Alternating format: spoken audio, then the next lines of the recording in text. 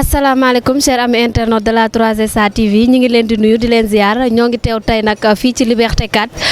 ku fi woote ñu ne ATD Quart Monde nag kenn dootul naataabale digganteem ak xale yi ñu woote fi tey pour la célébration de la convention relative aux droits de l'enfant da ngeen may topp rek ma ànd ak sama jinne cameraman ñu jàll ci biir wan leen programme bi naka la tëddee.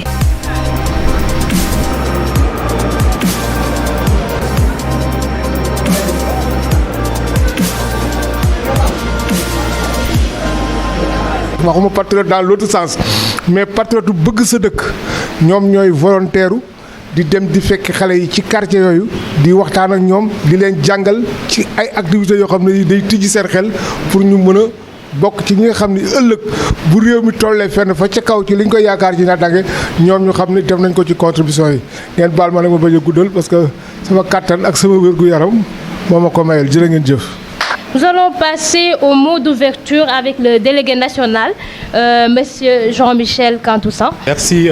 je vais m'exprimer en Wolof, damay làkk tuuti Wolof, malgré sama Wolof xaw set noonu. Tout d'abord maa ngi remercier suñu doyen Père Sénégal Ndiaye. C'est par surprise lañ ko jox un mot d'ouverture. En quelque sorte man en fait justement dama leen di nuyoo rek pour maanaam dalal leen fii. Je commence déjà à remercier nos invités, Madame Sané, Monsieur Fall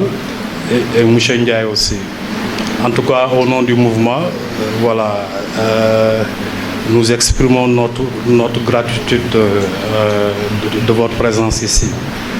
Déjà, balaa mooy commencer damay am benn question bu ndaw may laaj ban édition la ñu nekk par rapport à la journée. Kan moo xam loolu ban édition la ñu nekk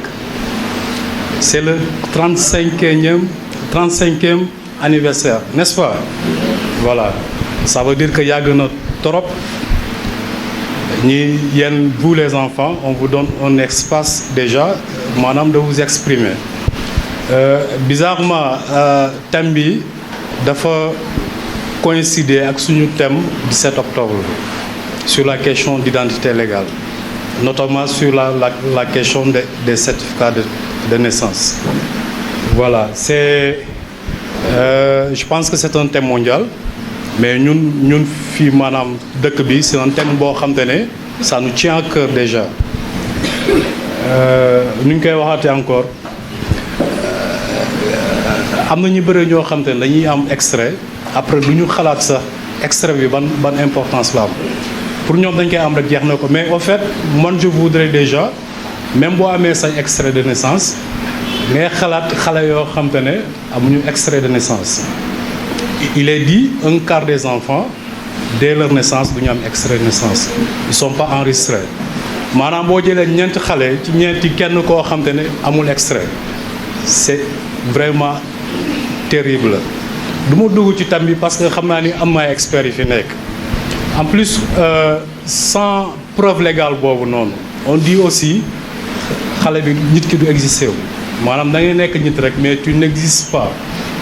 amoo benn reconnaissance au niveau de la loi au niveau de la société aussi te xale bu amul extrait déjà je fais un focus maanaam sur les enfants am na ay mag yoo xam te ne aussi amuñu extrait mais déjà xale bu amul extrait mën na jàngi école mais bu jàngee école du sori. Je parle sous le contrôle des acteurs bu jàngi déjà am na ay hôpitaux yoo xam te ne aussi duñ ko mën a faj voilà donc ça veut dire que le problème est encore plus sérieux que xale bi bu demee ba amul extrait sax il ne sera pas sous couvert maanaam protection bu mu war a am sax du ko mën a am au niveau de la loi déjà da ngay gis ay xale yoo xam te ne sax dañuy nekk ndaw di liggéey ce sont des cibles déjà faibles ay entrepreneurs yoo xam te ne dañ leen di jël ci liggéey maanaam duñ leen jox seen ak seen yelleef maanaam nu mu ko waree justement parce que nit ki amul kayit. Nous allons vous lire quelques articles qui a en liaison avec identité légale. Ça veut dire que pour que les enfants soient protégés, qu'ils aient un extrait de naissance.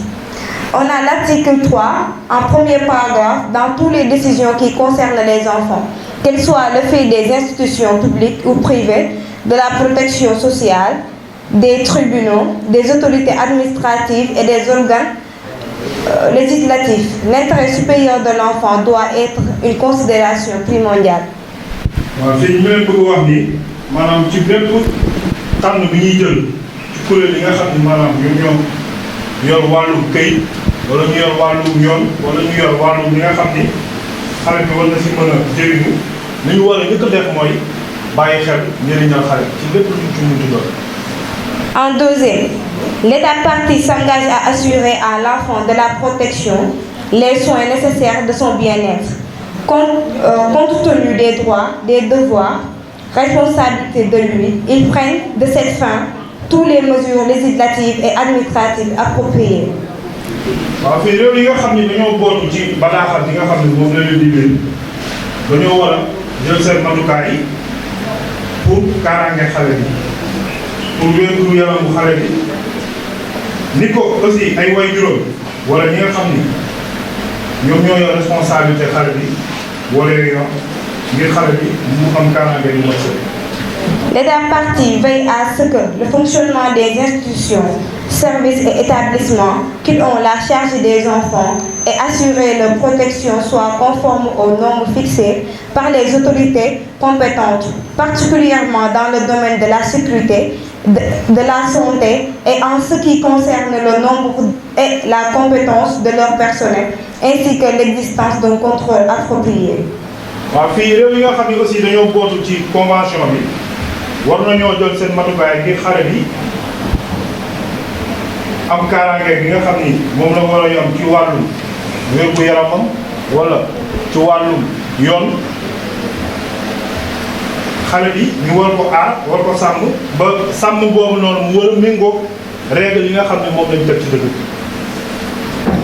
L'État partie s'engage à prendre toutes les mesures législatives et administratives et autres qui sont nécessaires pour mettre en œuvre les droits reconnus dans la présente convention. Dans ce cas, des droits économiques, sociaux et culturels, ils prennent ces mesures dans toutes les limites des ressources dont ils disposent, s'il y en a lieu, dans les cadres de coopération internationale. waaw fii réew yi nga xam ni dañoo boole ci convention bi seen warugar mooy tey jii aar xale bi ay waajuram aussi ak ñi nga xam ne ñoo dëkkal xale bi war nañoo wax saa su ne di saytu xale bi su xool ñi nga xam ne moom la xale bi soxla ngir xale bi aussi war a mën a développer capacité maanaam mën-mënam ci li nga xam ne moom lay ut. Article 7. Nom et nationalité. L'enfant est enregistré aussitôt sa naissance. Dès que celle-ci le droit à un nom, le droit d'acquérir une nationalité, dans la mesure du possible, le droit de connaître ses parents et d'être élevé par eux. waaw bii moo ci ëpp solo ndax neneen xale bi bi mu juddoo rek ay waajuram dañoo war a dem di déclarer kon article bi bokk na ci li nga gën a xam bokk na ci li gën a xam ni moom moo am ñee ak tamit kon xale bi saa yu juddoo rek ay waajuram dañoo war a def di déclarer ko xale bi war na am tur war na am nationalité xale bi aussi war na xàmmee ay waajuram bi nga xam ne ñoom ñoo ko jur war ko yar. Deuxième paragraphe. L'État partie veille à mettre ses droits en œuvre conformément à la législation nationale et aux obligations que leur imposent les instruments internationaux applicables à la matière, en particulier dans les cas où, faute de cela, l'enfant se trouvera appris. voilà maanaam réew yi nga xam ni boot nañ ci convention bi war nañoo jël seen matukaay ngir ak yelleefu xale bi mu doon li nga xam ni lu ñu teg ci yoon la xale bi mën a màgg ci loolu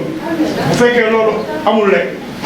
bu ëllëgee day indi jafe-jafe xale bi. Article 18. Les États parties emploient de leur mieux à assurer la reconnaissance du principe selon laquelle les deux parents ont une responsabilité commune pour ce qui les élève l'enfant et d'assurer son développement. La responsabilité d'élever l'enfant et d'assurer son développement incombe au premier chef aux parents ou, le cas échéant, de ses représentants légaux. Ceci doit être guidé avant tout intérêt supérieur de l'enfant. ñaari waajuru xale bi mooy papa ak yaay ñoom ñaar dañoo am responsabilité yar xale bi ñoo am responsabilité yar ko gunge ko ngir ëllëgam bu loolu amul rek xale bi bu ëllëgee mën na fi jafe-jafe ci moom. Deuxième paragraphe. Pour garantir et promouvoir les droits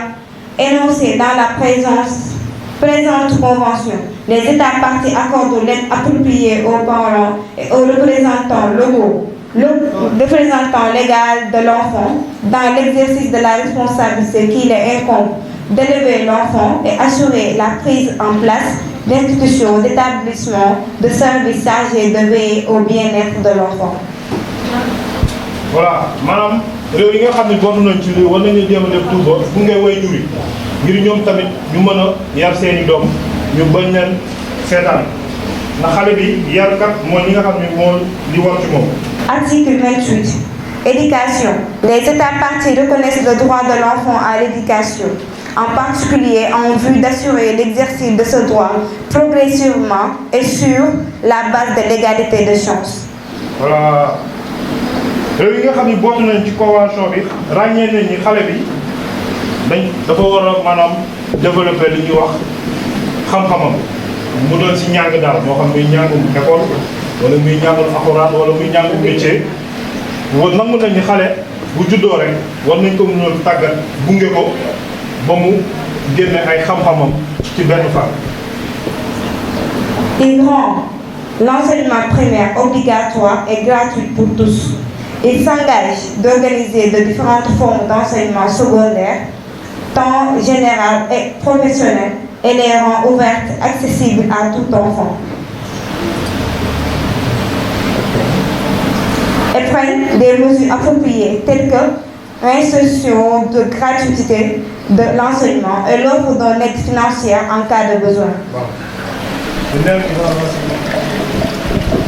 Voilà, maanaam njàngum bi nga xam ne mooy njàngum primaire mooy fi nga xam ne moo tàmbalee ci CI ba CM2 war nañ ko maanaam nguur gi ak ñi nga xam ñoo yore wàllu kuréel yi nga xam ni aju nañ ci xale war nañ jéem a def tuuba jàng bi war a jógee CI war a dem CM2 war a doon li nga xam ne ñu yombal lay doon te lu war ci bépp xale bi nga xam ne war na mën a dugg école rek bu eggee ci CI rek ñu dugal la te sans courage. Voilà ñoom tamit ñuy faral di joxe courage ñi nga xam ne tey jii maanaam ñoom ñoo yor wàllu jàng maanaam enseignement supérieur wàllu jàng bi nga xam ne xale bi bu demee ba am examen war na ko mën a continuer ñu jox leen warugar jox leen wareef ñoom tamit ñu mën a am ay pouvoir yi nga xam ne dinañ mën a gunge xale bi ngir mu mën a àggali jàngam. Ok, nous vous remercions de votre aimable attention. Merci. Vraiment, on est content de vous compter parmi nous pour la journée de la Convention relative aux droits de l'enfant. Et aussi, nous saluons la présence de Aïssatou Sembène, qui est une ancienne animatrice des enfants, qui continue aussi d'être près des enfants. Donc vraiment, c'est une femme très engagée auprès des enfants. léegi nag damay ñëw ci olof rapidement xale yi yéen xam ngeen ne heure bu ñu ma invité sur scène c'est pour que man ak yéen ñu pellu loolu la wala du loolu donc saa su nekk heure bu ñu ma invité c'est parce que pour man ak yéen ñu pellu tey mënu ñoo wax journée de la convention relative aux droits de l'enfant sans donner une grande place aux enfants. li waral nag tour du monde bi lenn la mooy dama leen bëgg a jox kàddu gi yéen xale yi pour ngeen mën a àddu mën a wax ci seeni ak seen yelleef jaarale ko ci ce qu'on appelle l'identité légale ndax ginnaaw ba nga nekkee xale da ngaa juddu ci convention bi dañ ne l'enfant a droit à un non waa léegi boo amee tur te amoo foo xam ne fa la ñu bind sa tur ne lii mooy sa tur mooy man suba su ma génnee ne Pape Mody laa tudd ku mu neex na ma lan mooy firnde ni yow Pape Mody moom nga tudd walla est-ce que wóor nag est-ce que ñëpp a fekkee jour bi ma sama yaay di uuf ñuy tufli sama nopp bi Pape Mody déedéet waaye su ma génnee sama carte d'identité ñëpp dinañ xam ne kii Pape Mody la tudd. léegi su ma nee diw mooy sama papa ak diw mooy sama yaay te man awma lenn loo xam ne mooy firnde ni diw mooy sama papa ak diw suma yaay diw mooy suma yaay ëllëg exemple bu ndaw laay joxe bu say waajur génnoon àddina nga am loo xam ne sa papa moo ko moom wala sa yaay moo ko moom ñu war ko jox doomam ñu woo ay doomam ne leen ñëw leen ñu séddee leen li nga xam ne seen papa fi bàyyi woon ak seen yaay ñu laaj la yow an sa pièce bi firndeel ni diw moo la jur du ay wax de du ay wax kese de du kii moomu jur ñëwal nga daal di laaj ko sama bàjjen mi ngi nii sama tonton mi ngi nii kenn du compter ci loolu boo indee sa papier bi wane ni diw mooy sa yaay ak diw mooy sa papa su boobaa ñu mën ko reconnaître moo tax mu ñu ñoo wax droit de l'enfant te tàmbalewul ci droit à l'existence mënul nekk ndax xale balaa moo nekk xale daa juddu ba mu juddoo ba noppi daa war a jàngi te booy jàngi boo amul kayit doo jàngi réew mi sax tey moo toll foo xam ne boo feebaree mën nañ laa faj mais am na réew yoo xam ne boo feebaree te amul këyit kenn du la faj te tey jamono mën na dox ba dem foo xam ne fii ci réew mi nit mën na feebar sax bëgg a faju pour mu faju doon problème ndax kenn du xam nu mu tudd ak fan la bàyyeekoo ak fan la soqeekoo donc këyit lu am solo la mais ñëwuñu fi tey ngir wax suñuy këyit ñun mag ñi mais yéen seeni këyit yéen xale yi moo tax damay laaj ndax am na benn xale ci salle bi boo xam ne mën na joxe témoignage benn xale boo xam ne da koo gis soit mu am jafe-jafe wu am këyit wala soit jàngam yàqu ci ñàkk këyit wala soit mu toog ci salle bi te amagul këyit mu ñëw partager ñu li waral amul këyit wala li waral am na benn xaritam boo xam ne jàngam yàqu na amul këyit wala lu waral Astou sous vos applaudissements tàccu leen Astou bu baax a baax ayca Astou. Bonjour à tous, je m'appelle Astou Diagne et j'habite à Grand Yoff. Aujourd'hui, je vais faire le témoignage d'un ami en wolof. Amoon naa benn xarit boo xam te ne da doon jàng suñu classe dafa mënoon jàng torop mais dafa jékki saay ñëwatul après ñun si lañ àndee man ak sama waa classe yi ñu dem laajte ko li tax ñëwatoo mu ne moom bëgg na ñëw jàng si mais yaayam nee na ko su demee sax mun na bañ a def examen parce que temps yooyu CM2 lañ doon def. après si lañ ko waxee kon est-ce que duñ dem xool madame Touré xool parce que moom moo nekkoon suñu principal ndax mun na koo jàppale après si lañ demee laajte ko mu ne dina ko dimbali. léegi après au fil du temps kenn waxatu ci kenn dimbaliyeetu ko mu dem ba salle d'examen toog foofu di def si lañ ñëwee woo ko mu jug ñu ne ko yow loo fiy def te amoo extrait mu ne dafa ñëwoon toggoon na ni madame bi réglé na ay problème ndekete réglé wu ko woon léegi mu ngi nii bàyyi na jàng te amul extrait. salaamaaleykum maa ngi nuyu ku nekk si turam ak santam man na doon na wax si mbirum extrait yi parce que man am naa sama rakk boo xam ne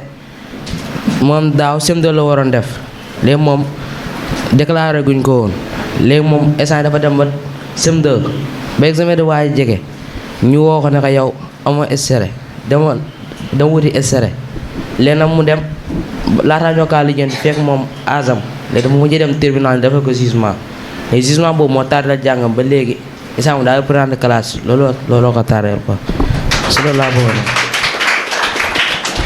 Merci beaucoup Babacar léegi damay woo Xemes Diop pour mu ñëw defar ñu exposer ay tableaux yoo xam ne ça a été réalisé par les enfants avec l'aide d'un artiste qui nous a vraiment soutenu.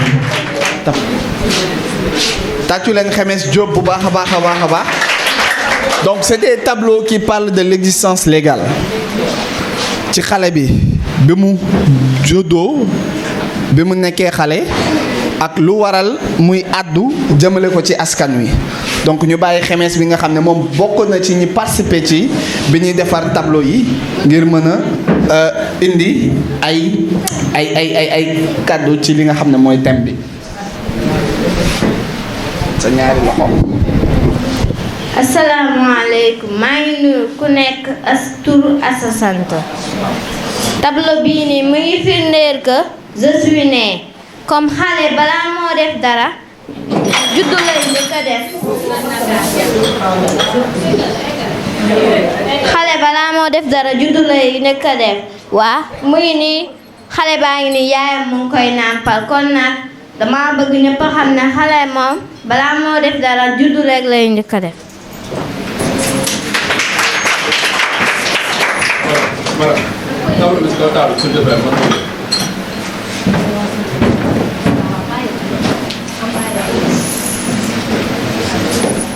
tableau bii nii mu ngi firndeel que j'existe.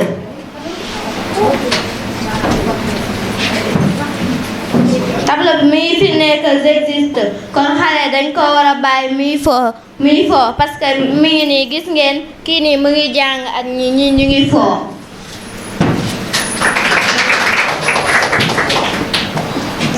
tableau bi mi ngi firndeel que ajoutez-moi dans la liste kii mu ngi taxaw ci seetu bi waaye gisul boppam extrême lay gis comme ça daal xale dafa war a am extrait parent bu ne dafa war a wutal doomam extrait parce que extrait ak nit benn la du ñaar. L'enfant doit naître d'abord, c'est-à-dire dafa war a judd doit ensuite exister dafa war a exister parce que enfant am na ay étapes d'abord dafa war a day nekk nourrisson nekk bébé nekk comme day raam mais jam petite enfance et enfin adolescent donc dafa war a exister. Ensuite, il doit être ajouté sur la liste de l'état civil. Donc, extrait de naissance moom mooy déterminer enfant tey jii bu amul extrait de naissance doo mën a jàngi doo mën a def examen doo mën a am ses diplômes doo mën a am carte d'identité doo mën a am sa prise en charge et tout donc l'extrait de naissance détermine l'enfant pour nga nekk tey kenn ëllëg il faut que nga am extrait de naissance. Donc, en grosso modo, aidons les enfants à avoir un extrait de naissance. Merci. Merci beaucoup aux enfants pour cette belle interprétation des images. Comme on le dit, une image parle. Donc, une image parle. Tout à l'heure ici, et que les enfants ont interprété. Et que Yakanali, tout le monde a bien saisi et compris. D'accord. Monsieur Abdou Aziz Fall. Je rappelle qu'il est le président de l'association Protégeons les enfants.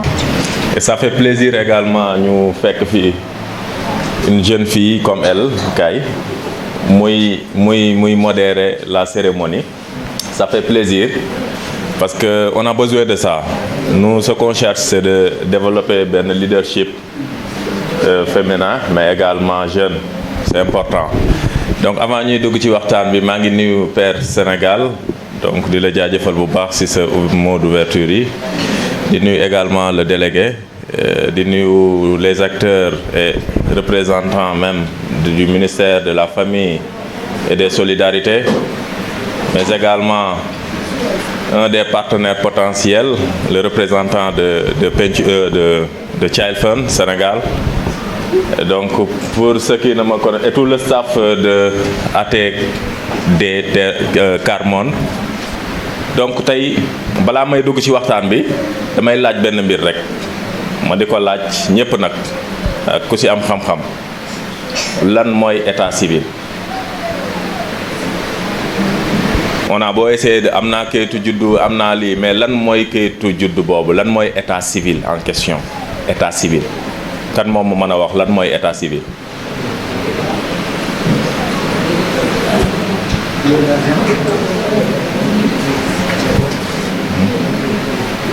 kon cela veut dire que ni ñun ñëpp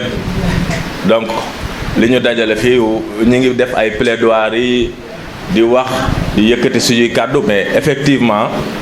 xamuñu lan mooy état civil. État civil c'est simple mën nañ ko jàppee ni bon. situation wu nit la doomu aadama boo xamante ni au sein d'une famille ou dans la société donc c'est aussi simple parce que ñun dañuy wax état civil mais ñu ci bëri tey boo leen nee état civil lan la et il y a beaucoup de composants yoo xamante ni moo nekk ci état civil et aujourd'hui tey dañuy imposer à ce que ñuy inscrire suñuy doom mais waruñu ci yam rek dañu war a xam effectivement lan moo tax ñuy ut kayitu juddu. C'est très important à ce que ñun ñu xam ko souvent même nous en termes de sensibilisation les acteurs dañuy def ay erreurs de communication parce que nit ki bul ko wax rek ni ko sax doom bu juddoo une semaine après da nga ko war a déclarer mais déclaration boobu noonu lan lay jariñ sur le plan futur mooy li fi xale yi développé sànq li fi mag ñi wax li fi yeneen ak ñeneen jàllale. Aujourd'hui tey li ñu mën a wax ci li nga xamante ni moom mooy état civil bëri na lool tey ñi toog fii ñëpp ku ci nekk ñaan nga yàlla nekk entre les deux avions exemple maanaam di voyager di dem ak a dikk tey voyage nga génn Sénégal pour dugg Gambie gii rek il te faut au moins nga am lu naan pièce d'identité c'est le minimum et pour nga am pièce d'identité am na lu mu laaj donc kon processus bu gudd la et aujourd'hui tey ñun dañu ko jël aujourd'hui le Sénégal am na ay avancées ci lu bari ci wàllu état civil parce que quoi qu'on puisse dire ñi ngi jéem a sax di def ay coins état civil dans les structures de santé de ce fait que tey xale bi bu juddoo rek on n'a pas besoin di demaat à la mairie dañ koy def déclaration directe je parle sous le contrôle du représentant de Child Fund. Aujourd'hui la fédération Pencum Dakar mi ngi nekk di expérimenter loolu à Dalifort pour que au moins dans les structures de santé ñu am ay coins état civil parce que tey imaginez tey un parent xale juddu ñu ngénte ko def ci ay millions yu dul jeex ngénte bi jeex à une semaine fàtte nañ xale bi focus lan la mooy ngénte li ki ndey ji joxe na teraanga ji baay ji joxe na li amoon na ay laax amoon na laaxu sow amoon na raaxu rësëri ceeb bi bëri woon na yàpp bi loolu rek ngay dégg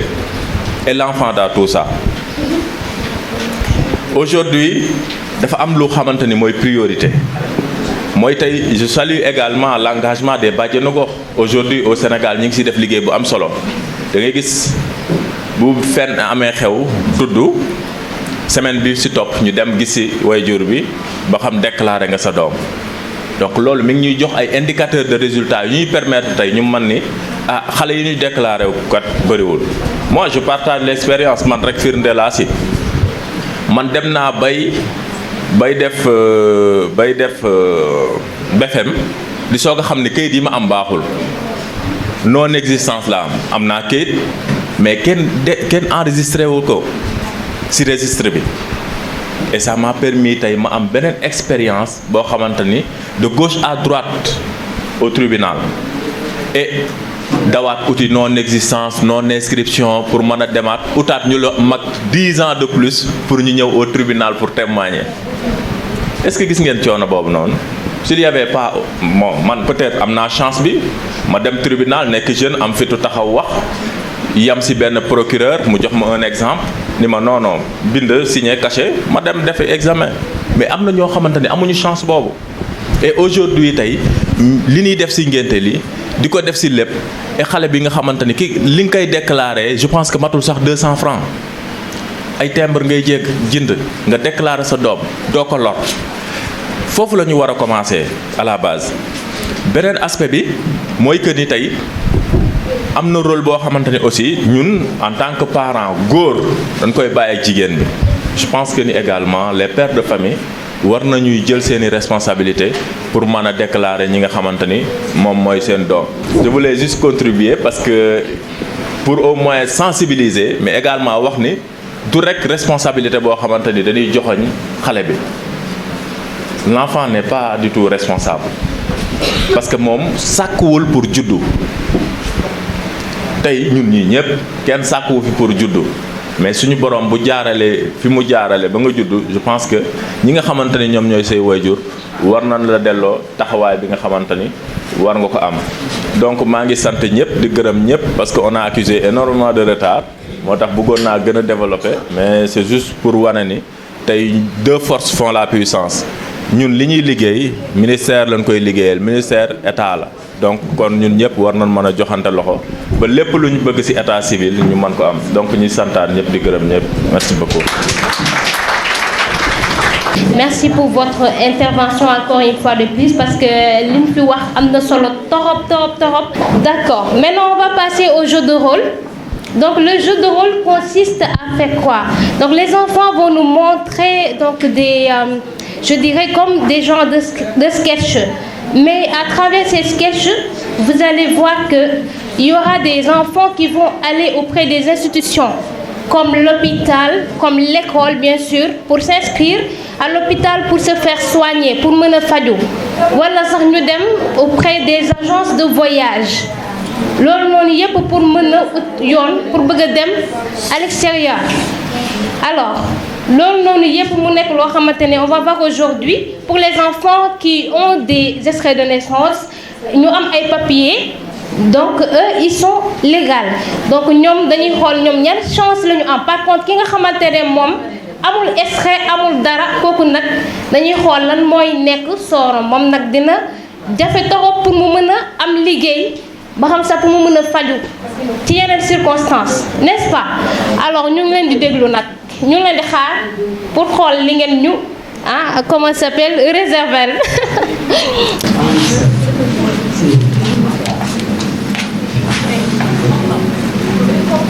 léegi lan moo doon ci tànn tey. damaa ñëw indi sama doom bi dafa inscrit pour ñu jàng. lan moo doon ci tànn tey. damaa ñëw inscrit sama doom. ok mais léegi est-ce que yor nga ay papier. waaw am na yoon na.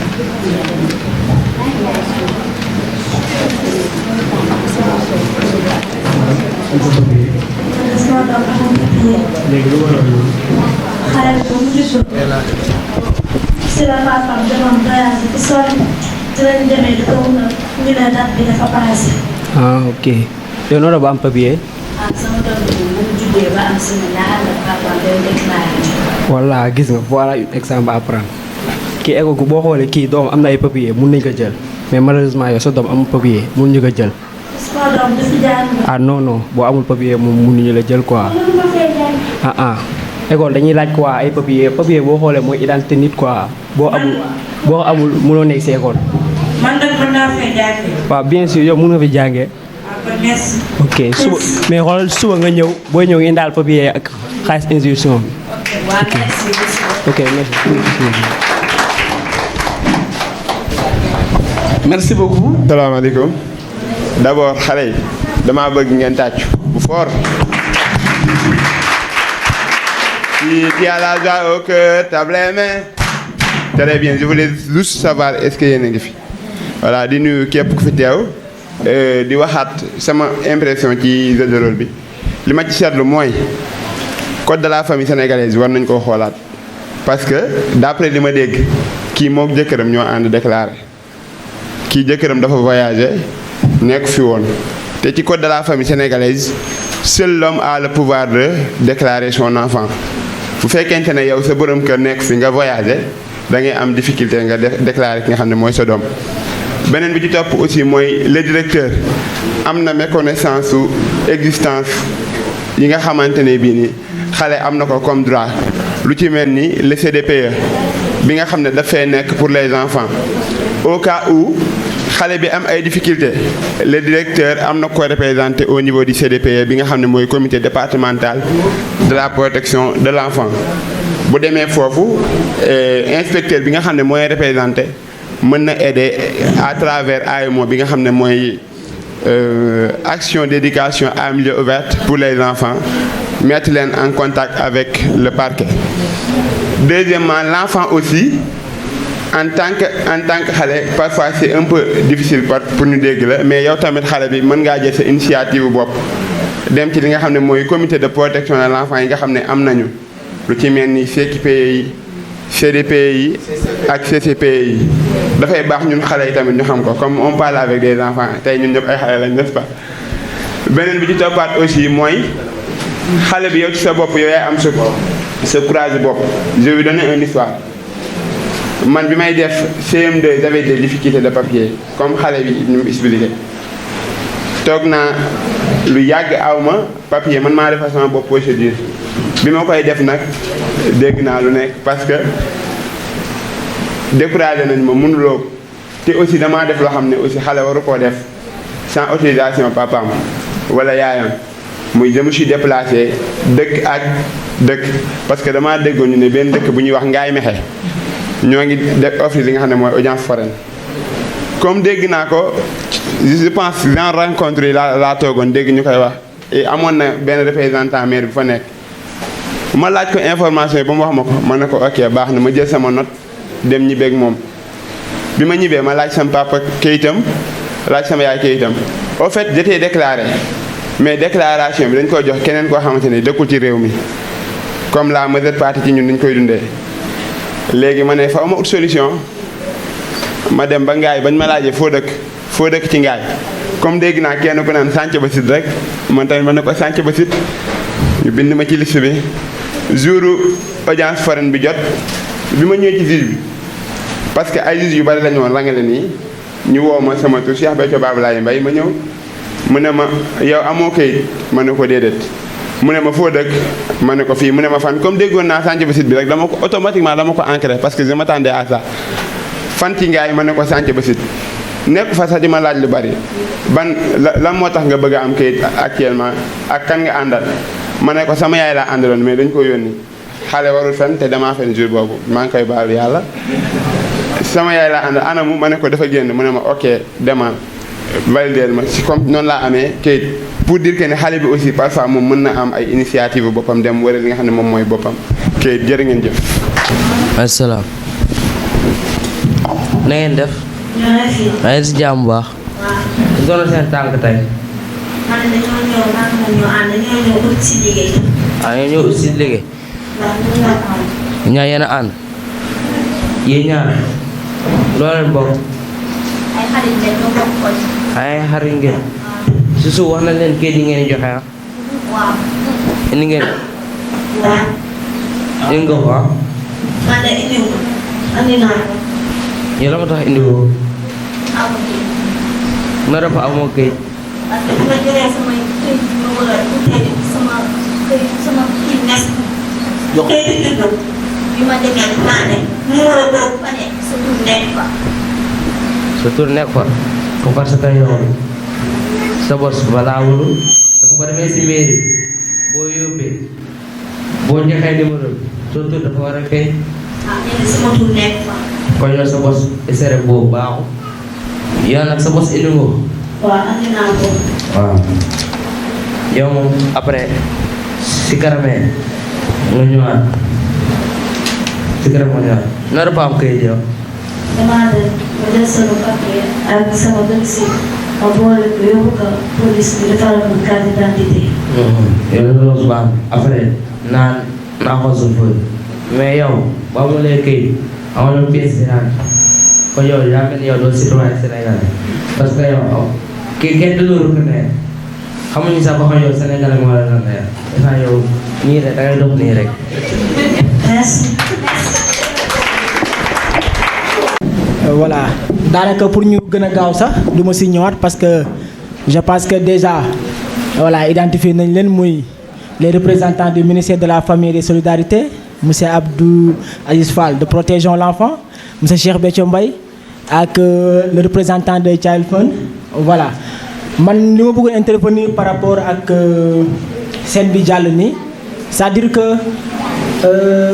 dafa am li ma si jàngat par rapport ak numéro identique yi donc ñu gis ne cas bu nga xamante ne cas boobu moo ëpp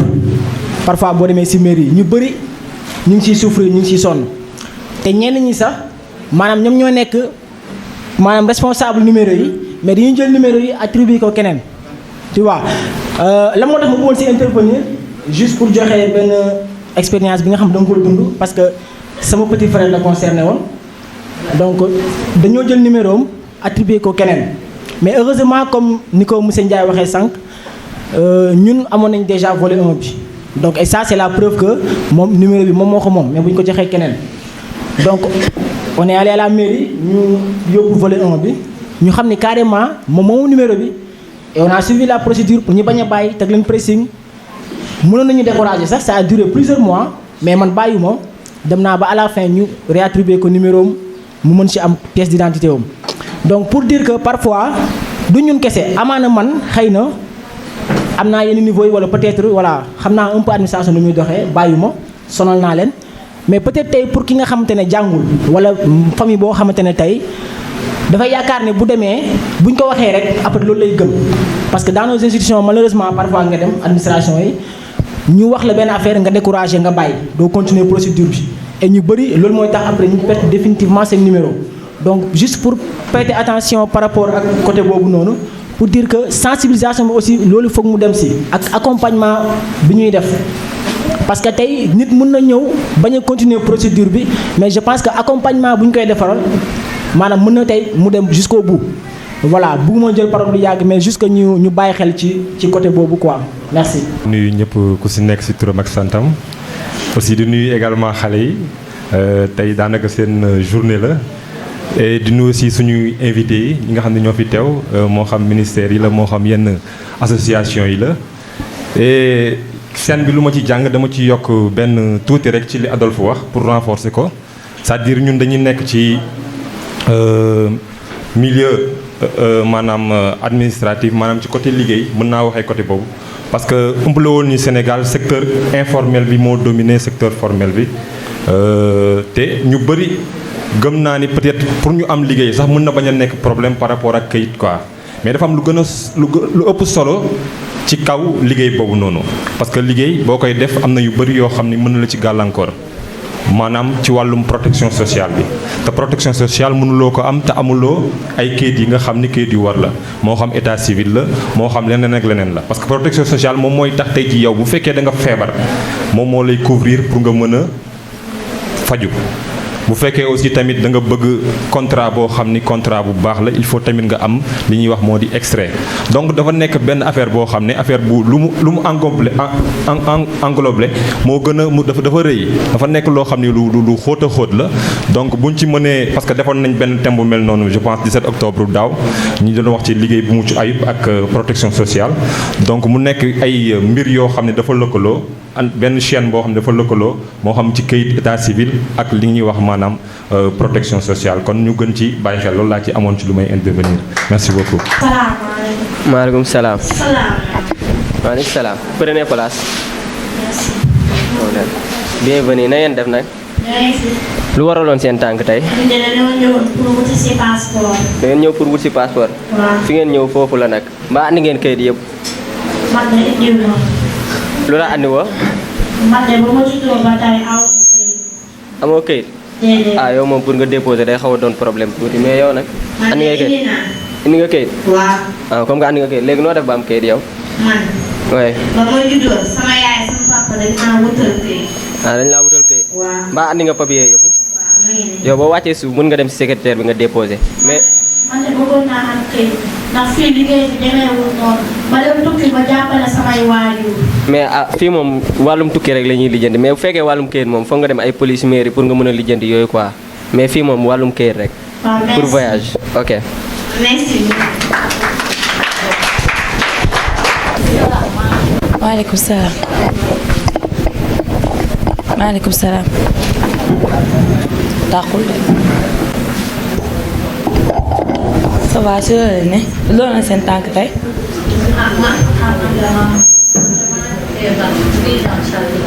prise en charge ngeen bëggoon. waaw am ngeen ay papier. yow am nga. kayit maanaam ay kayit yoo xamante ne sa tur moo fay nekk sa sant sa date de naissance et tout yoroo ko. baax na yow yor yow noo def ba am. bu ma judd.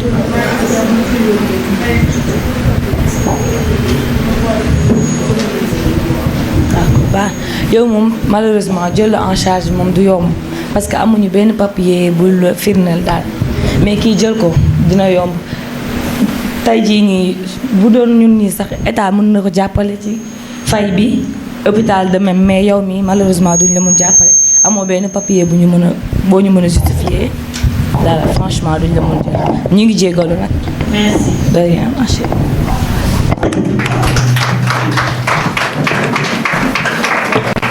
Moi, c'est Ibrahim Koulibaly, de Child Fund. Je suis représentant de Child Fund Sénégal, qui est un partenaire de ATD. Alors, je salue au passage tous les partenaires ici présents. En particulier, encore, je renouvelle mes salutations vis-à-vis des enfants. Doulen Gurem Sentewai, encore une fois. Activité Yémeni, je pense que c'est des choses qu'on doit faire durant toute l'année. Je pense qu'une seule journée n'est pas suffisante pour commémorer, en tout cas, la Convention des droits de l'enfant. La preuve en est toutes les scènes, il y a tout à l'heure. Donc, chaque fois, il y a un aspect qui ressort. L'aspect qui ressort, c'est quoi? C'est la sacralité de l'état civil, en fait. Parce que c'est ça qui détermine un petit peu l'individu. Quelqu'un qui n'a pas de papier, qui n'a pas de papier, comme nous l'avons dit, en réalité, tu ne vis pas. En tout cas, sur le plan légal, existez. Donc, ce que peut-être, moi, je vais aussi mettre l'accent, à mon avis, c'est bien sensibiliser les parties prenantes. C'est-à-dire, quand je parle de parties prenantes, aujourd'hui, il y a la présence massive des enfants. Mais nous qui sommes acteurs de développement, nous avons une partition pour nous jouer. Mais nous avons aussi au niveau des établissements, que ce soit établissements qui l'État reconnaît ou les établissements qui les États ne l'ont pas reconnu, mais les enfants les fréquentent. Ou bien, par exemple, si je prends l'exemple des Dara, Child Fund intervient quelquefois avec des Dara au niveau de Thiès. Dara yi ak yeneen structures yi nga xamantene dañ fay accueillir ay xalé les enfants sont accueillis sans autant avoir le minimum de papier, je veux dire, c'est-à-dire ils n'ont aucune existence juridique. Suñu ñëwé parents yi dañ leen sëriñ daara yi dañ leen accueillir noonu loolu tamit l'État dafa war a am li nga xam ne da ko war a def. À mon avis, je pense que l'État doit mieux renforcer ces structures-là parce que dans les écoles, certes, il y a la sensibilisation et on sait que maintenant plusieurs parents sont avisés en ce qui concerne maintenant en ce qui concerne l'inscription des enfants. On sait que quand tu amènes ton enfant, même bu nekkee ni amul extrait, le directeur il est tenu de le faire. Il a l'obligation de le faire. Bu ko defee def na lu ko war, bu ko deful bàyyi na lu ko war. Dans tous les cas, xale yi na ngeen xam ne ni soo leen bëggee jàngi école ak école bu mu munti doon am ngeen droit ngeen dem inscrire waaye bu leen kenn dañ leen di tere inscrire ngir lan amoo leen kayitu juddu loolu da ngeen koy bañ leen ko da ngeen koy bañ. Mais aussi monsieur, j'aurais bien aimé qu'il y ait des parents parce que xëy na xale yi tey am na li nga xamante ni tey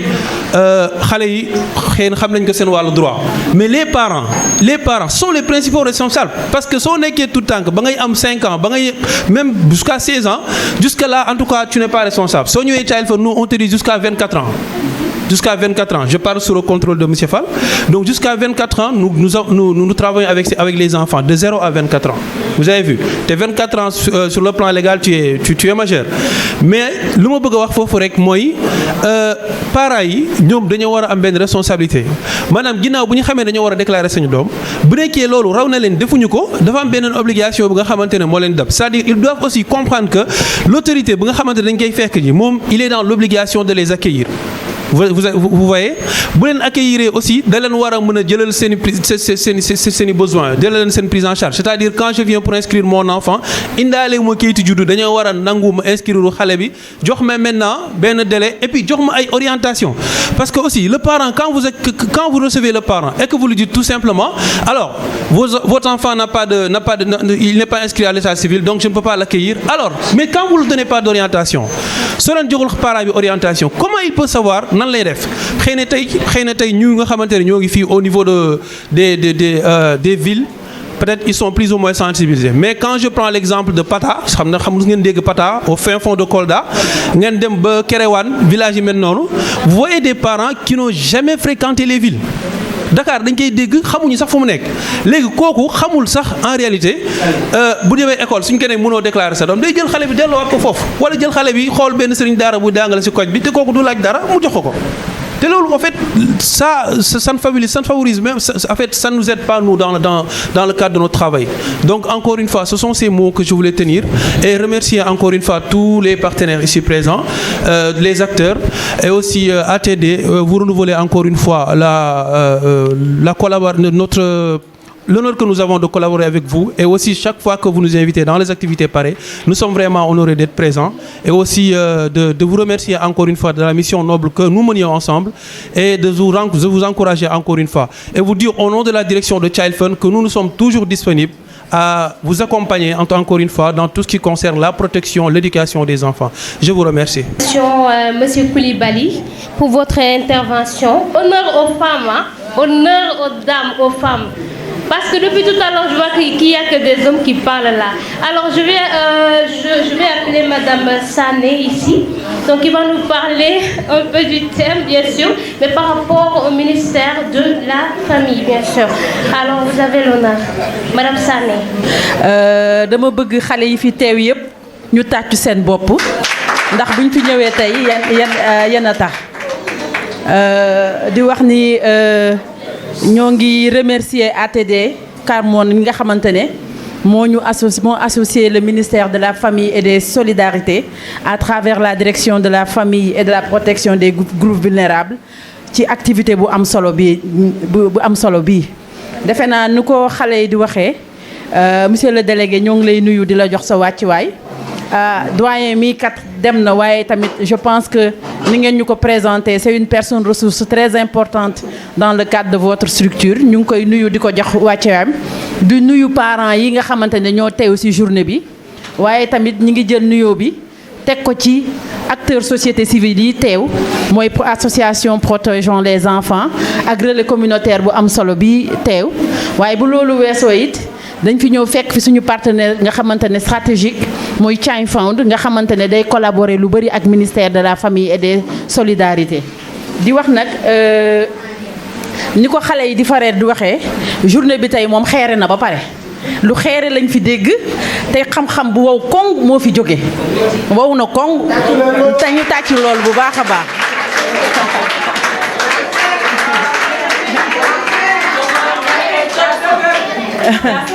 wow na koŋ te xeere na di wax ni nag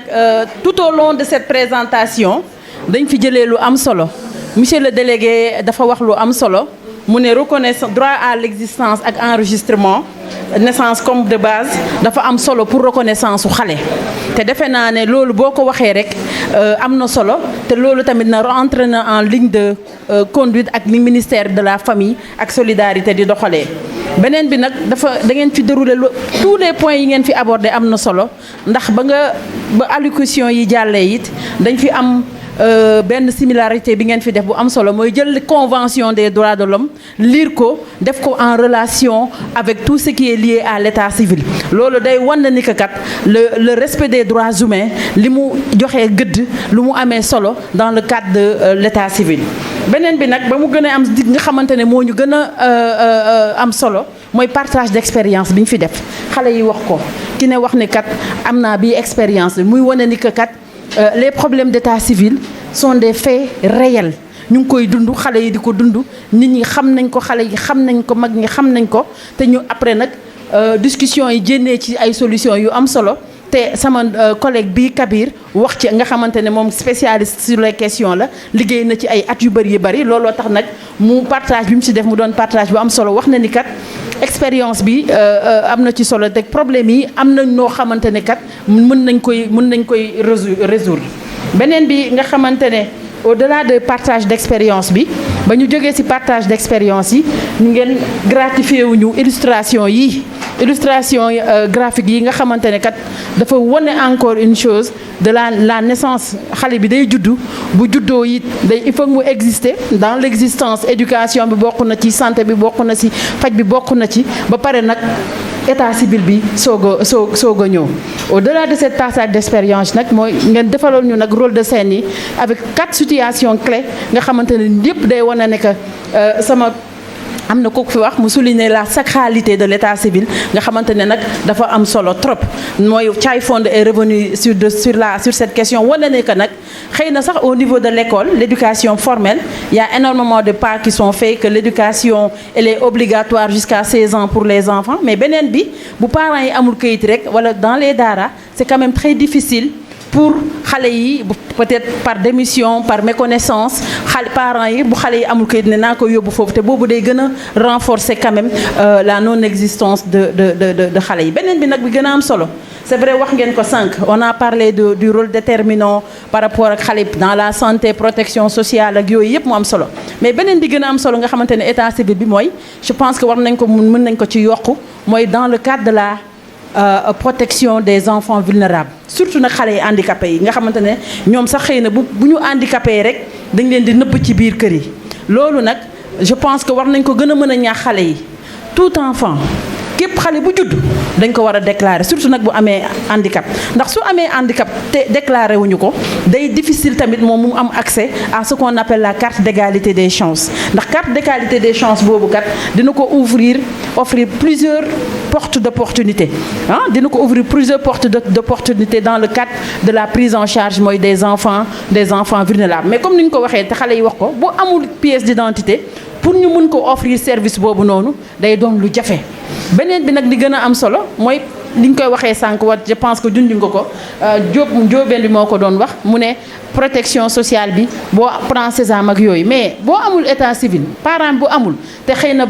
yàlla dogal ne loxoom jotul ci gannaawam bourse de sécurité familiale it du ko mën a am parce que état civil li ñu ko waxee wax nañ ko waxati ki mooy porte d'entrée soo ko waxee wax ngeen ko fii mooy identité première boo xamante ne moom lañ lay reconnaître loolu ci kaw loolu nag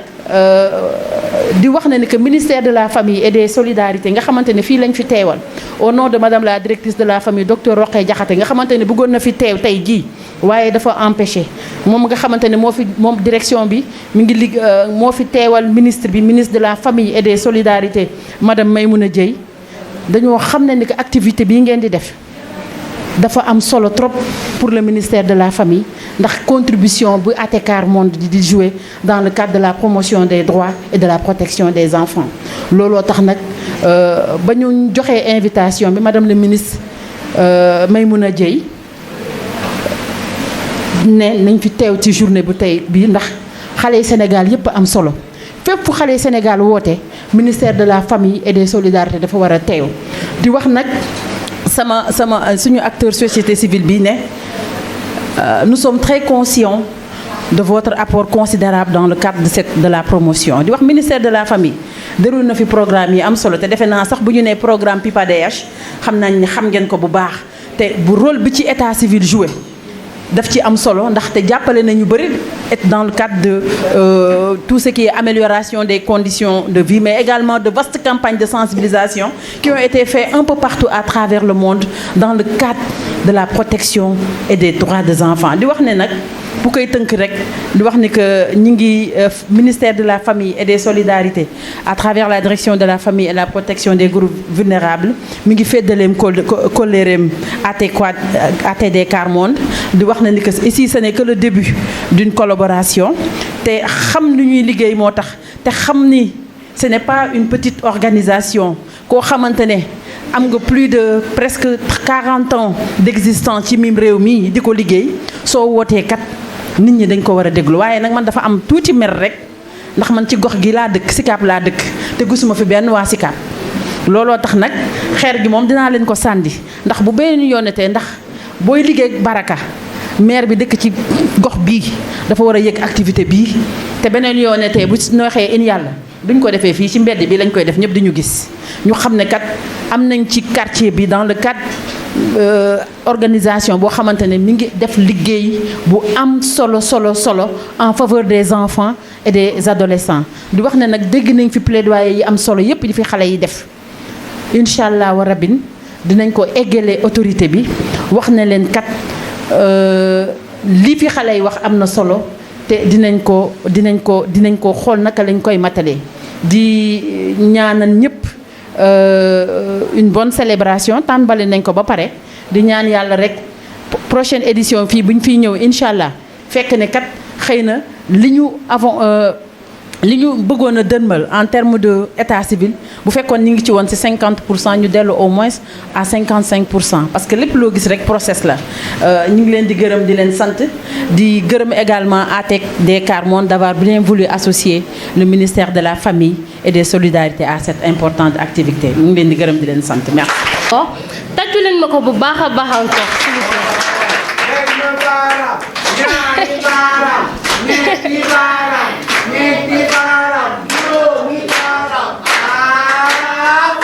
Ah, bravo, bravo. Maintenant, nous allons passer au petit groupe. Léegi dañuy daal di def rek 3 petits groupes. Dañuy échanger, dañuy traiter quelques questions bien sûr par rapport au thème. D'accord? Léegi benn groupe dina des fii nii ci salle bi. Beneen groupe dina génn juste ici à côté. Il y aura l'autre groupe qui sera là dans cette salle. D'accord? Asalaamaaleykum. maa ngi tudd Babacar Sy dëkk Sosone 3. vraiment moom pour moi am na importance loolu parce que lu ñu souligné liñ thème bi si boobu moo nekk am solo avant de am solo parce que li ñuy wax nii am na xale yoo xam ne loolu mooy seen problème mais loolu tax man tuuram te dafa am importance si man. si tuuram jàng naa si lu bëri am na yoo xam ne sax comprendre ma ko woon ay yoo xam ne yow soo demee soo amul essayé nii nga dem di ko defaat boo demee tribunal. da ngay toog 5 ans soo ko mën a jàngaat loolu laa si gën a jàng na loolu moom la gën a am solo la. ni may wax ñooñu moom suñu yëgee ne suñu xamee ñoo amuñu essayé lu mu gën a gaaw nañ de wax seen papa yi ñu yóbbu leen ñu inscrire gaaw wala moo gën a su kiyee rek dañuy gën a tardé ko. li ma koy même gën ñoom ba gën a bàyyi xel xale yi parce que ñun ëllëg ñooy dem ba nekk ndaw réew mi nañ gën a bàyyi xel di ñu fàttali ko tamit maa ngi sant ñëpp képp ki fi ñëw teew fi di jàllale tamit sama nuyoo si ministre bi tam yónnee affaire ñoom président di leen nuyu waaw. asalaamaaleykum maa ngi tudd Ibrahima Coulibaly nekk représentant Child Fund Sénégal fii ñëwoon représenté Child Fund Sénégal ci activité bi bu waa ATD organisé mu nekk li nga xamante ne lu am solo te muy vraiment muy taxaw bu baax a baax àq ak yelleefu xale yi. donc comme niñ ko xamee ñun ñi Child Fund si daanaka si loolu la ñuy yëngul lu toll ni depuis 1985 ñoo ngi fii Sénégal du liggéey si wàllu lépp li nga xamante ne mooy nekk si àq ak yelleefu xale yi waaye tamit di liggéey si lépp li nga xamante ne mooy lépp li nga xamante ne mooy aajo si wàllu jàng ak jàngale xale yi sàmm kaaraange xale yi loolu bu ko defee ak partenaire bi nga xamante ne bu ma nee ATD bu ñuy woowee si lii dañ ciy sawar bu baax a baax ñëw ànd si ak ñoom si liggéey bi loolu moo waral suñu teewaay tey ñu vraiment ñu am si mbégte bu baax a baax si li nga xamante ne gis nañ xale yi ak li nga xamante ni loolu la ñu fi présenté mu nekk ay messages yi nga xamante ni fort lool li nga xamante ne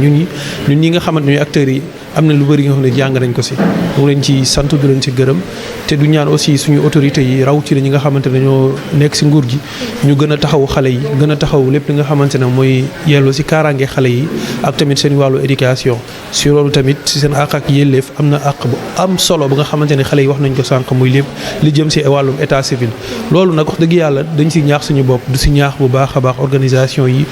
nga xamante ni yëngatu si wàllu kaaraange ak jàngale xale yi ñu góorgóorlu si bu baax a baax waaye tamit laaj nguur gi mu gën ñoo jàppale si wàllu accompagnement gën a jàppale askan gi si wàllu lépp nga xamante ne moo jëm si wàllu sensibilisation.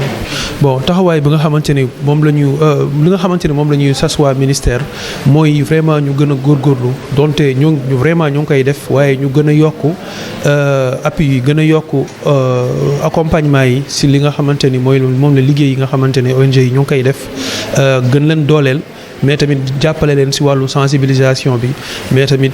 gën a taxaw si lépp li nga xamante ne moo jëm si facilité xale yi ak seen i ay waajur ni ñuy fexe ba am kayiti juddu loolu war nañ ko si taxaw wax nañ ko sànq si présentation yi li mel ni vraiment fexe ba informatiser kii yi lu fexe ba informatiser maanaam ak kii possibilité déclaration yi loolu am na su loolu ay kii am solo yi nga xamante ne peut-être ay solutions yu am solo yi nga xamante ne suñ ko defee yaakaar nañ ni maanaam xale juddu Sénégal te du am kayitu juddu loolu dina néew lool donc loolu mooy peut-être orientation yi nga xamante ni mën nañ ko wax waa ministère. bon kàddu bu mujj gërëm waa ATD vraiment gërëm leen sant leen mais encouragé leen tamit si liggéey bu am solo bu nga xamante ne ñoo ngi koy def du leen wax ñu ni vraiment lépp li nga xamante ne moo jëm si jàppale xale yi lépp li nga xamante ne moo jëm si taxaw pour àq ak yelleefu xale yi loolu saa ñu ci wootee ñun ñu mel ni Child Fund ak ay moromam wala ñu mel ni moom dinañ ci sawar bu baax a baax du leen accompagner ànd ak ñoom si loolu ndax daanaka tool bi ñu ñoo ko bokk. donc xale yi Sénégal de façon particulière et d'une manière générale xale yi àdduna yi ni nga fexee ba seen dund gën a jag loolu moo ñu tax a jóg donc luñ ci am mbégte bu baax a baax du si ñëw te du leen ci encouragé bu baax a baax jërë ngeen jëf. maa ngi tudd Kabir Ndiaye je suis chargé de communication à la direction de la famille au ministère de la famille et des solidarités. tey dañoo ñëwoon participer si daje bi nga xam ne mouvement bi nga xam ne moo nekk fii tey ñoo ko organisé maanaam li jëm ci wàllum état civil ñëpp xam nañ ni Sénégal bëri na ay xale yoo xam ne kenn déclaré wu leen à la naissance loolu nag di jafe-jafe bu rëy boo xam ne état du Sénégal ak partenaire am ñu ngi ciy liggéey ngir bépp xale boo xam ne da nga juddoo biir Sénégal ñu mën laa déclarer nga mën a jouir de tes devoirs et droits ndax xam nañ ne ki nga xam ne dañ ko déclarer yemul ak ki nga xam ne kenn déclaré wu ko donc dafa am solo xale yi nga xam ne aujourd'hui bëgg nañoo jàng wala bëgg a bénéficier ci yenn services yi ñu mën leen jox les mêmes chances que les autres enfants du Sénégal pour que ñu mën am une existence juridique légale nekk ay Sénégalais à part entière. waaw léegi il faut ñu xam ne Sénégal réew la boo xam ne dafay sàmboonteem ak yelleef yi nga xam ne dafa jëm ci wàllum xale yi donc li nga xam ne ñu ngi koy def mooy fexe ba nga xam ne xale yi nga xam ne déclaré wuñu yoon pour une autre ñu mën a organiser des audiences foraines yoo xam ne dinañ doon une opportunité pour xale yi am une seconde chance mais au-delà de ça aussi dinañ aussi renforcer li nga xam ne mooy les états civils de proximité maanaam xale bi fa mu juddoo rek ñu mën ko koy déclarer ndax xam nañ li nga xam ne mooy centre de santé yi ak poste de santé yi dafa bokk ci gis-gisu réewum Sénégal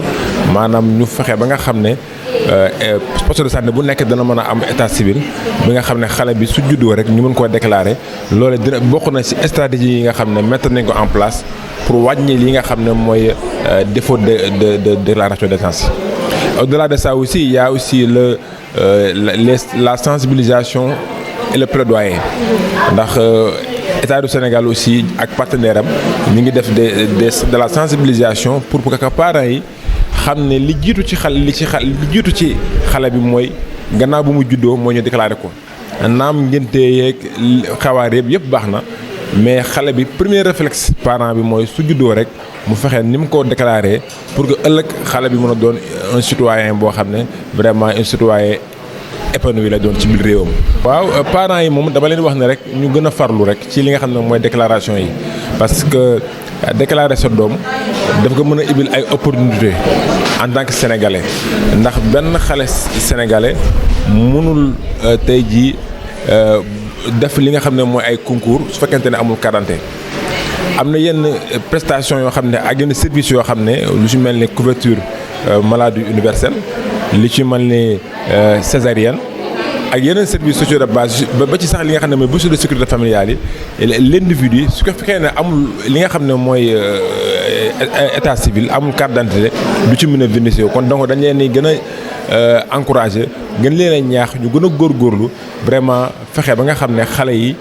mën leen a déclarer xale yi aussi li ñu moom ñu delloo leen ko ndax yaakaar naa ni parent bu nekk war ngaa fexe ba nga xam ne sa doom su màggee du la jéppi ak ci loolu nag mooy li gën a simple li gën a ndaw li nga xam ne moo ko moom mooy nga fexe ba nga xam ne su la nee papa ana sama kayitu juddu nga mos a kayitu juddu ngi nii donc loolu aussi bokk na ci yi nga xam ne vraiment bëgg nañ ko di lancer comme message en direction des parents vraiment pour que ñu mën a farlu ci loolu. xanaa di sant vraiment association bi donc ci invitation bi nga xam ne defal nañ ko ministère de la famille donc di leen gën a encourager ci yoon bi nga xam ne nekk nañ ci muy yoon wa am solo muy yoonu taxawu xale yi waxee jàppale leen ndax xale yi xam nañ ne mooy avenir ëllëg kon képp koo xam ne da nga koo jàppale rek jàpp naa ne jàppale nga réew mi jàppale nga état bi et dans ce sens ñu ngi leen di féliciter di leen encourager di leen wax ne vraiment l'état est à côté de vous est à côté de leur mouvement vraiment le ministère de la famille vraiment ne ménagera aucun effort vraiment pour taxawu leen jàppale leen ci liggéey bi nga xam ne ñu ngi koy def jëmale ko ci xale yi merci beaucoup. salaamaaleykum man maa ngi tudd Jean-Michel nekk représentant mouvement ATD Quart Monde Sénégal. Alors tout d'abord journée bu tey bi c'est une journée de satisfaction déjà bu ñu xoolee la contribution des enfants maanaam seen participation massive ak invitation des acteurs yoo xam te ne dañuy nekk ci wàllu protection de l'enfance. Alors thème bi déjà c'est un thème boo xam te ne dafa nekk thème d'actualité au Sénégal et partout dans le monde mais ñun dañu am chance occasion déjà ñu mës a waxtaan ci thème bi lors de la journée du 17 octobre sur la question d'identité légale mais notamment ci wàllu certificat de naissance voilà déjà ci waxtaan boobu waxoon nañu ci wàllu les expériences vécues des familles lan moo tax les familles mun ñu am extrait de naissance ou bien pourquoi les enfants mun ñu am xale yoo xam te ne mun ñu am extrait de naissance ça sont les obstacles déjà question bu ñu interpeller mooy maanaam les obstacles déjà que les familles rencontrent pour obtenir un certificat de naissance voilà gis ngeen débat bi nu mu demee xale yi déjà wax nañu seen expérience parce que c'est une journée boo xam te ne déjà dañu war a jox espace xale yi ñu mën a exprimer wu bien vrai que au-delà de ça c'est une fête maanaam seen journée la journée 20 novembre yàgg nañ ko di koy maanaam màggal su ma ko mën a wax noonu ñun surtout au niveau du mouvement yàgg nañ da koy def mais boo gisee ñu def ko le 30 novembre aussi waxoon naa ko ci sama mot d'ouverture parce que dañu fourniroon ay efforts yu bëri ci wàllu 17 octobre bi et je disais que c'était par coïncidence wala dafa doon benn programme boo xam te ne au niveau mondial chaque année day am thème bi nag non seulement dañ koy waxtaanee ci 17 octobre mais aussi dañ koy waxtaanee ci 20 novembre voilà loolu moo ñu poussé déjà ñi xam ni c'est une opportunité déjà pour ñun comme ñun on avait la chance de réfléchir en amont sur le thème le 17 octobre cette fois-ci ça serait le moment aussi de partager ça avec les enfants xale yi wax nañu maanaam seen wàllu connaissance ci wàllu état civil bi ñàkk état civil déjà certificat de naissance la lay def ci ñoom voilà c'est une très belle journée et je profite déjà à l'occasion de les féliciter déjà les enfants de Baraka Grand Yoff et de Samsam. voilà ñun en fait ñàkkul dañu am ay partenaires yu bëri déjà les premiers partenaires du mouvement mooy ce sont les familles mooy xale yi ngeen gis fii seen yaay wala seen papi déjà ñooñu dañu bokk ci biir mouvement bi mais aussi amoon na ay partenaires yoo xam te ne jotoon nañu teew fii comme ñaari représentants yoo xam te ne ñu ngi bàyyee ko ministère de la famille aussi waa Child Fund aussi ñëw nañu ak seen benn représentant amoon nañu benn animateur principal monsieur Fall koo xam te ne joxe na une très belle contribution par rapport au thème il y a aussi ay acteurs yoo xam te ne ci wàllu enfance la ñu nekk aussi ñëw nañu partager seen expérience voilà il y a aussi la mairie de Grand Yoff avec qui dafa doon benn partenariat bu yàgg boo xam te ne yàgg nañu liggéey ak ñoom surtout ci wàllu extrait de naissance yi certificat de naissance voilà ñoom ñëpp teew nañu fii je renouvelle déjà suñu partenariat bi boo xam te ne c'est un partenariat sincère et j'espère bien que nous allons cheminer très longtemps surtout sur un sujet par rapport à la question d'identité légale parce que c'est un sujet qui nous interpelle nous-mêmes à ATD Quart Monde mais qui interpelle aussi toutes les familles qui interpelle aussi toutes les collectivités locales au niveau du Sénégal. ami internaute de la 3SA TV lii lañ leen indiloon tey mu journée bi nga xamante ne ATD Quart Monde da ko organisé woon di ci sargal xale yi waaye tamit waxtaan ak xale yi ci li nga xamante ni mooy état civil waxtaan bi am solo lool di leen jox dig daje ci beneen programme sur la 3SA TV la télé de la banlieue au service des banlieusards ba beneen yoon incha allah.